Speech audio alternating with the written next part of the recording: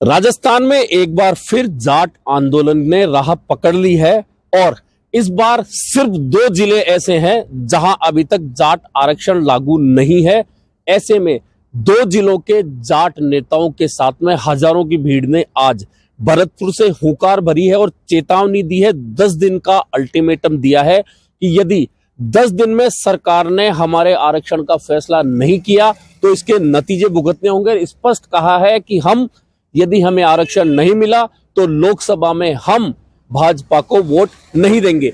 दरअसल जाट आरक्षण की गुत्थी बहुत पुरानी है और इस गुत्थी के बीच में लंबा आंदोलन चला था और उस लंबे आंदोलन के बाद में वाजपेयी सरकार के समय जाट आरक्षण आंदोलन को राह मिली थी। उसके बाद राजस्थान सहित कई राज्यों के जाटों को आरक्षण दिया गया था, लेकिन कुछ राज्य और खास तौर पर राजस्थान के भरतपुर और धौलपुर जिले छूट गए थे और 98 के बाद में एक आंदोलन शुरू हुआ।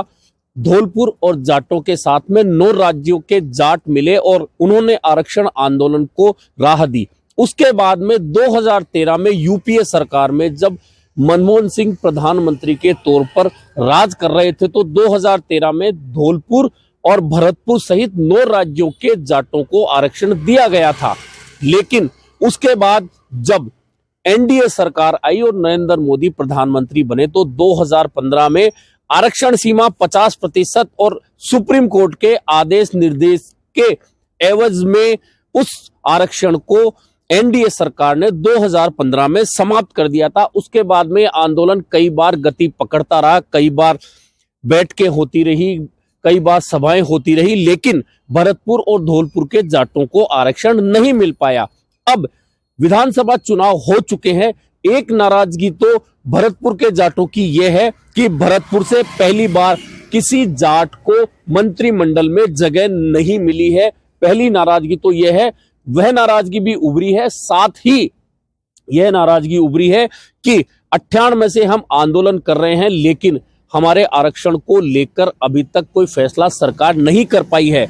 ऐसे में आज हजारों की संख्या के बीच में जाट नेताओं ने हुंकार भर दी है कि यदि 10 दिन में फैसला नहीं हुआ तो सबसे पहले तो हम दिल्ली मुंबई ट्रैक जो है उसे जाम करेंगे। दरअसल मुंबई और दिल्ली का जो रेलवे ट्रैक है वही ट्रैक है जिस पर बैठकर गुर्जर आरक्षण आंदोलन यानी कि एमबीसी आरक्षण आंदोलन की लड़ाई लड़ी गई थी और वह सफल लड़ाई कर्नल किरोड़ी सिंह भैंसला के नेतृत्व में हुई थी और एमबीसी को आरक्षण राजस्थान में हासिल हुआ था।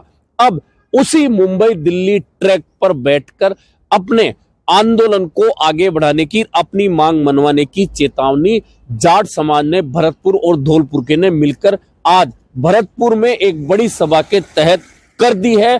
खास चेतावनी यही है कि लोकसभा चुनाव से पहले यदि हमारे आरक्षण का फैसला नहीं हुआ तो स्पष्ट रूप से जाट नेताओं ने कहा है कि हम भाजपा को वोट नहीं देंगे। और जिस तरह का वातावरण चल रहा है राजस्थान में, इस बार मुख्यमंत्री भी भरतपुर जिले के, हालांकि वे जयपुर की सांगानेर सीट से विधानसभा चुनाव जीते हैं लेकिन उनका मूल निवास भरतपुर जिला है। ऐसे में अब भरतपुर जिले से आने वाले मुख्यमंत्री के सामने ये परेशानी होगी कि उनके जिले के जाट आंदोलन कर रहे हैं आरक्षण को लेकर। हालांकि केंद्र सरकार को भी इसमें फैसला लेना है। सुप्रीम कोर्ट की एक गाइडलाइन है 50% की, उसको पार कर चुका है आरक्षण। ऐसे में उन 2 जिलों के जाटों को किस तरह से इस आरक्षण के बीच में आरक्षण मिले या अलग से सुप्रीम कोर्ट के डायरेक्शन के हिसाब से आरक्षण मिले, इस गुत्थी को सुलझाना अब भरतपुर के मुख्यमंत्री, भरतपुर जिले से आने वाले राजस्थान के मुख्यमंत्री भजनलाल शर्मा के लिए परेशानी का कारण बनेगी।